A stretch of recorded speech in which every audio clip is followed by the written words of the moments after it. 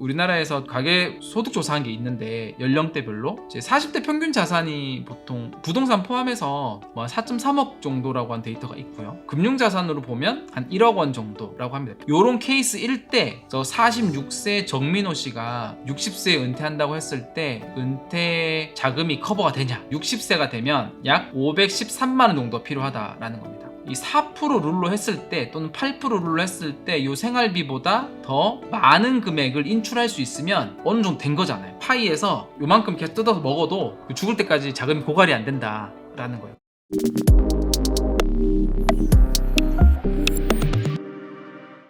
네, 안녕하세요. 반갑습니다. 네, 다들 요새 어떻게 보내고 계신가요? 시장이 조금 심심하죠. 특별한 소식은 이렇게 큰 악재, 큰 호재 이런 게 없고 그 하락장이 갈 때만큼 계속 갔을 때 관심이 떨어지는 느낌의 시기죠. 거래량도 많이 줄어들고 그런 거 보면 좀 알고 있습니다. 이렇게 하락장일 때는요, 너무 단기적인 뷰를 계속 가지는 거는 좋지 않아요. 명확히 좋지 않습니다. 그래서 사실 하락장에서도 계속해서 뉴스들은 있잖아요. 뉴스들은 소비가 되잖아요. 그러니까 그 안에서 계속 어떤 것들을 맞추려고 하는 노력과 액션을 하잖아요. 어쩔 수 없이. 근데 그런 것들이 썩 좋진 않아요. 우리가 이런 하락장이 올 걸로 예상을 하고 있는 자산을 투자를 하고 있는 자산이 하락장이 왔고, 그러면 멀리 보고 가야죠. 좀 긴 관점에서 목표를 좀 수정을 하는 거죠.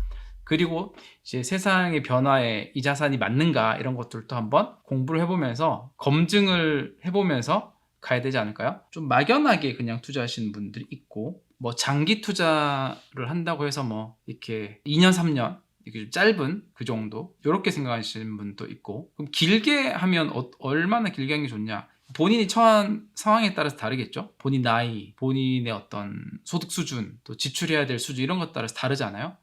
그런 것들을 쫙 이렇게 계산을 해가지고 또 비트코인의 나름의 또 성장의 경로도 가정을 해볼 수 있으니까, 그러면 내가 한 몇 세 정도에 한 몇 개 정도를 갖고 있으면 좋을지 이런 것들 해볼 수 있잖아요. 오늘 그거 한번 조금 해보면 좋을 것 같고요.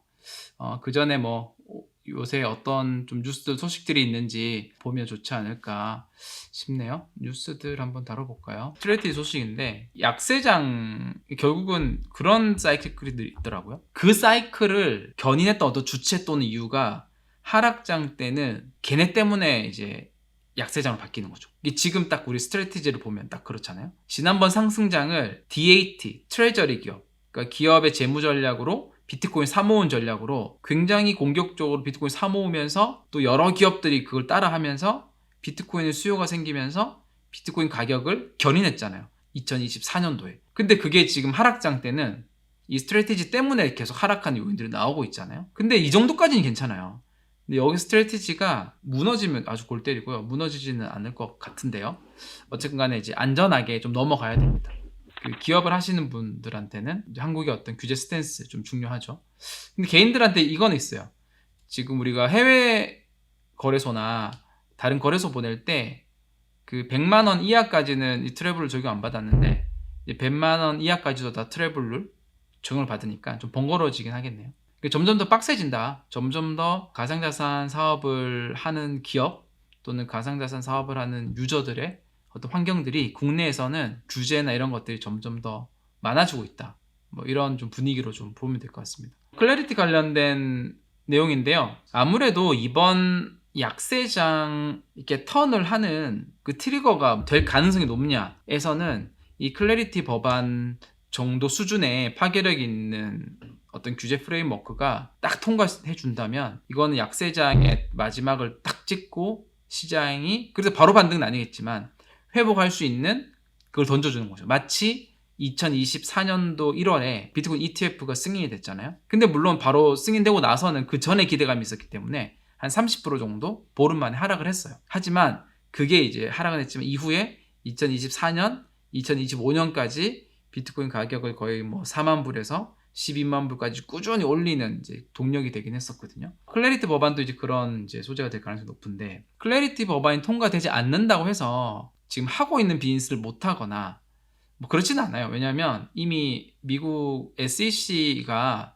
뭐 이런 증권성 이슈로 막 기소하고 했던 거를 이제는 좀 안 하겠다라고 하는 가이드도 좀 있었고, 기업들이 갑자기 위축되거나 그러진 않을 텐데, 법안으로 좀 바뀌는 것과 SEC 증권거래위원회에서 그냥 행정지침 가이드로 바뀌는 것과는 무게감이 다르고 저거는 이제 트럼프에서 나중에 대통령이 바뀌면 언제든지도 바뀔 수 있는 거니까. 근데 법안은 다르잖아요.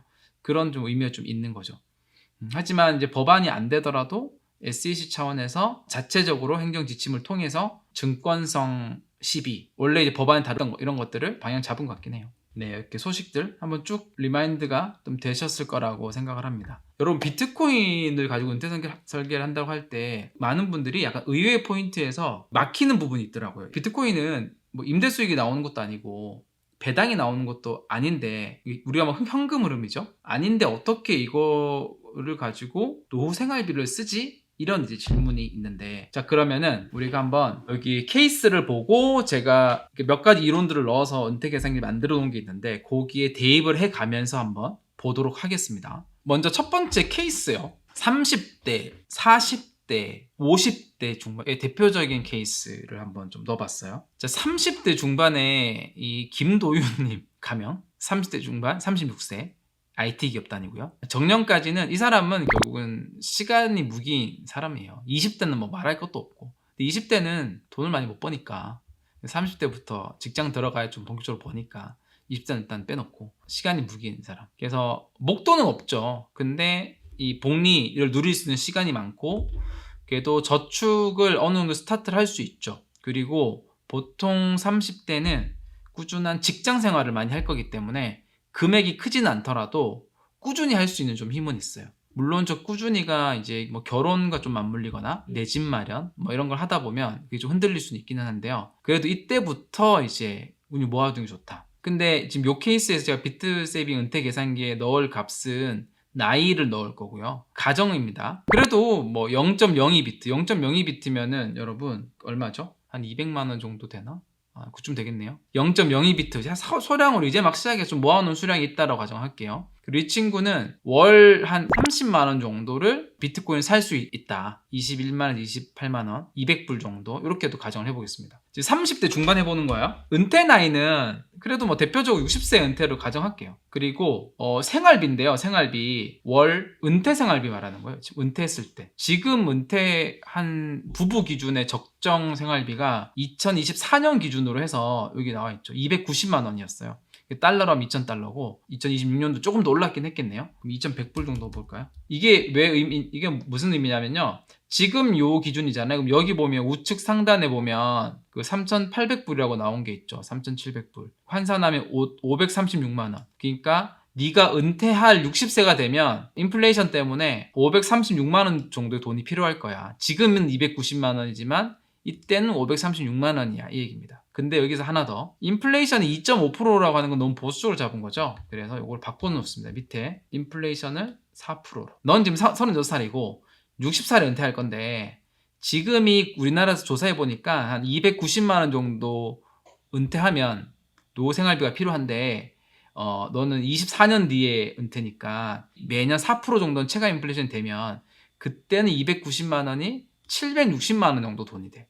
760만 원 정도는 네가 매월 쓸 수 있는 돈을 마련해야 돼. 이 얘기입니다. 매월 얼마를 투자할까요? 아까 우리 얼마 투자한다 그랬죠? 저 친구가 한 200불. 물론 이 친구가 이제 한 40대, 50대가 되면 더 많은 돈을 살 수 있긴 하겠지만 그렇게 하면 너무 복잡하니까 36살에 그냥 매월 한 200불 정도 산다라고 그냥 가정을 넣어 본 겁니다. 자, 그리고요. 이거의 전제는 뭐냐면 비트코인 연간 성장률을 얼마나 가져갈 건가 이거거든요. 근데 이 모델에서는 우리가 파워로우 모델 요거를 비트코인 가격 경로를 일단 잡은 겁니다.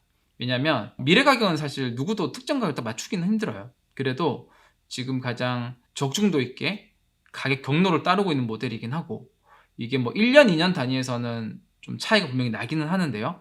그래도 5년 단위에서는 어느 정도 이 가격을 이렇게 좀 따라가고 있기는 하거든요. 그리고 뭐 그 원리도 전혀 뭐 엉뚱한 원리는 아니니까. 그래서 이 파워로우 모델은 뭐냐면 계속 시간이 지나면 지날수록 비트코인의 시가총이 커지면 커질수록 네트워크가 많이 확장될수록 성장률이 더 둔화가 되는 모델이에요. 계속 연평균 30% 가는 게 아니라 우리 지난 5년간 연평균 60% 정도 성장했잖아요. 근데 이게 계속 가는 게 아니라 갈 수가 없겠죠. 상식적으로 생각해도 계속 완화가 됩니다. 이렇게 성장률이. 그래서 여기 파워로우 모델 기반으로 보면 지금부터 10년까지는 한 연평균 30%, 10년에 20년 그 뒤는 연평균 19% 떨어지고, 그 뒤는 이제 한 15%, 그 뒤는 또 다시 10% 미만, 이렇게 가면 갈수록 통률 떨어지는 모델이거든요. 요거의 가격 경로를 따른다라고 또 가정을 하는 겁니다. 그리고 아까 비트코인 몇 개 보여고 있죠. 0.02개. 이렇게 하면 뭐가 나오냐면요, 이 친구가 60살이 됐을 때 매월 돈을 찾아 쓸 수 있는 금액을 좀 계산을 해볼 수 있어요. 그러니까 매월 760만 원이 필요했는데 이 친구는 이렇게 하면 24년 뒤죠. 매월 960만 원 정도를 찾아 써도 파이에서 요만큼 계속 뜯어서 먹어도 그 죽을 때까지 자금이 고갈이 안 된다라는 거예요. 그게 뭐냐? 이 4% 룰입니다. 기존의 재무 설계에서 여러 논문을 통해서 어느 정도 검증이 된 보수적인 룰입니다. 이 4% 룰에 대한 설명 밑에 또 있죠? 여기 읽어볼게요, 제가. 은퇴 후 첫 해에 포트폴리오 가치의 4%를 인출하는 거예요. 그러니까 은퇴 첫 해에 내가 10억을 이렇게 자산을 모았어요. 그러면 그 중에 4%, 4천만 원을 파는 거예요. 팔아가지고 생활비 써. 그리고 그 다음에는 그 금액에서 인플레이션 있죠? 4%만큼 더 찾아서 쓰는 거예요. 그렇게 매년 돈을 더 찾아 쓰는 거예요. 30년 동안 계속 하더라도 자금이 고갈되지 않는 비율을 찾은 거지. 이게 이제 안전 인출률이라고 하거든요. 그게 4%입니다. 4%. 그 전통금융 시장이 보통 이제 주식 채권을 6대4로 과거에 그렇게 구성을 포트폴리오를 많이 했잖아요. 그러면 연평균 성장률이 잘 나오면 7에서 8%는 나와요. 그러니까 그 정도의 매년 성장률이 되는 자산, 우리가 뭐 은퇴까지 10억을 모아놨다고 하더라도 그 중에서 예를 4천만 원만 찾아 쓰는 거잖아요. 그럼 나머지 9억 6천을 은행에 저축으로 넣어놓진 않잖아요. 결국은 어떤 자산을 갖고 있는 거니까 그 자산이 평균적으로 우상을 한다라는 거죠. 그게 뭐 S&P 500일 수도 있고 부동산일 수도 있고 뭐 채권일 수도 있고, 그래서 이제 그 계속 찾아 써도 고갈이 안 된다라고 하는 건데, 이때 이제 4% 룰에서의 주요 자산은 그 전통 자산이고 그 수익률이 한 6에서 7%, 7에서 8% 정도 된다라는 겁니다. 근데 비트코인인데 왜 4%만 했냐라고 생각할 수 있죠. 이거를 저는 이렇게 생각했거든요. 비트코인이라서 다 8%를 적용을 해야 된다 이렇게 생각을 했었는데, 이게 조금 생각이 조금 더 업데이트 되면서 20년 뒤, 30년 뒤에 은퇴를 설계를 할 때는 20, 30년 뒤면요, 여러분, 비트코인의 성장률이 이미 10% 초반대까지 떨어지는 거예요. 파워로 모델상으로도. 그러니까 다른 금융자산들과도 큰 대동소이해지는 거죠. 그러니까 똑같이 8%가 아니라 4%로 적용하는 거죠.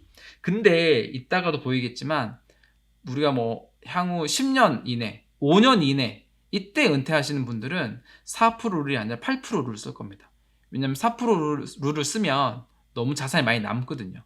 왜냐면 우리가 앞으로 10년, 15년 비트코인의 연평균 성장률이 이 파워로 모델에서도 연평균 30%, 연평균 25% 이렇게 좀 본격적으로 잡혀져 있기 때문에 그렇게 좀 반영한 겁니다.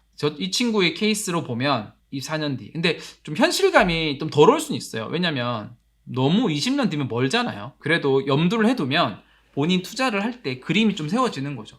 일부는 은퇴용으로, 나는 은퇴용으로 그냥 한 달에 20만 원 정도는 그냥 평생 쭉 사 모으겠다. 그리고 단기적으로 좀 필요한 돈은 그냥 이렇게 20, 30년 두는 게 아니라 시장 불장이 오면 좀 팔고 이렇게 전략 세울 수도 있잖아요. 뭐 그런 게 다 응용을 할 수 있으니까. 그래서 이 친구는 이렇게만 하더라도 필요한 돈보다 127% 넘게 쓸 수 있다. 요때까지 모은 게 0.21 비트코인이에요. 만약에 그 매월 30만 원씩 넣잖아요. 그리고 지금 0.02 비트코인 갖고 있잖아요. 그러면은 비트코인이 파워로 모델 경로로 꾸준히 성장을 한다면 한 이때까지 0.217K 이렇게 모을 수 있는 겁니다. 반대로 얘기하면 뭐냐면, 이렇게 꾸준히 안 사고 지금 0.217개를 그냥 사가지고요, 그 콜드 월렛에 넣고 그냥 봉인을 해버리는 거죠. 이건 나한테 없는 자산이다. 뭐 이것도 좋은 방법이긴 해요. 그러면 뭐 투입되는 비용이 좀 적겠죠. 두 번째, 40대는 상황이 사교육비가 정점으로 치닫는 시기예요. 누구나 다 우리나라에 있는 사람들. 요거 추정 금융 자산은요, 그 우리나라에서 좀 소득 조사한 게 있는데 연령대별로 이제 40대 평균 자산이 보통 부동산 포함해서 뭐 4.3억 정도라고 한 데이터가 있고요. 금융 자산으로 보면 한 1억 원 정도라고 합니다. 평균적으로. 40대가 지금 어떻게 입력을 할 거냐면 46세로 입력해 볼 거예요. 그리고 은퇴 나이는 60 똑같게. 이미 보유 중인 수량을 지금 말씀드리기 위해서 금융자산을 좀 언급하게 됐는데, 우리 자산의 100%를 다 비트코인을 가지고 있을 수도 없고, 그래도 사람들이 좀 받아들일 수 있는 수준은 자기 금융자산의 한 10% 정도를 이제 비트코인 정도의 자산으로 포트폴리오 해놓는 거예요. 10% 정도. 그럼 되게 안정적이거든요. 그래서 아까 추정 금융자산이 40대 평균이 1억 정도니까 한 0.1비트 정도를 비트코인을 이미 갖고 있다. 약간 모아서 이렇게 가정을 해본 거예요. 그리고 월 투자 금액은 그래도 30대보다 좀 많이, 월 400불 정도, 한 50만 원 정도를 그래도 좀 저축을 할 수 있다라고 가정을 해보는 거죠. 요런 케이스일 때 저 46세 정민호 씨가 60세에 은퇴한다고 했을 때 은퇴 자금이 커버가 되냐, 요 관점을 이제 보려고 하는 겁니다. 제가 쳐볼게요. 46세입니다. 올 생활비는 지금 조사한 거 아까 말씀드렸죠. 2100불, 그러니까 290만원 정도, 296만원.